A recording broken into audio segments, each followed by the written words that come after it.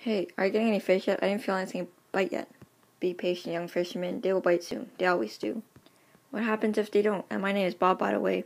Well, Bob, my name is Guy Wise, but you can call me by my last name first. Why do you want to be called by my last name first? You'll see.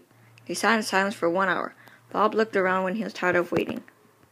He then prostrated on the ground to relax and wait for a fish to bite. Each one of the fishermen were getting more bored by the hour. Guy, Bob, and another fisherman named Matt were so bored they were able to play 28 games of checkers each. You're good at that game. Thanks, I had a lot of time to learn strategies when waiting for the fish to bite. At that moment, they heard a bell ring, so they all got up and rushed to where they heard the sound. Guy was reeling in his line when all of a sudden, he was pulled over a deck and fell into the sea. When they looked by him, they could see an outline of a larger fish, but not larger than a shark. They began to pull the fisherman back up onto the deck. Thanks. That was pretty scary. They continued to fish when Guy heard another sound. He rushed to his pole, but this time, Guy put up a 10-pound fish. He proudly showed everyone his catch.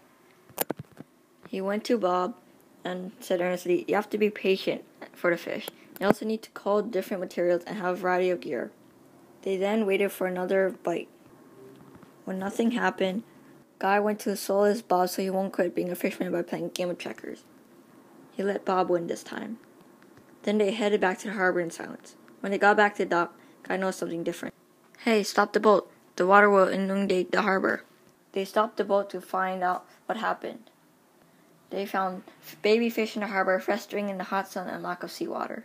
Guy was wondering how this happened and how the fish got onto the harbor. He was shocked by how no one noticed the fish decreasing and how there was a big number of them. He then later found out that there was a riot that occurred against the government, and angry fishermen took all the fish closest to them and threw them on the ground into the sun. This was a spiteful way of getting back at the government by destroying the produce. Guy also then found out that the fishermen were never going to get paid by the government and that they fished for nothing.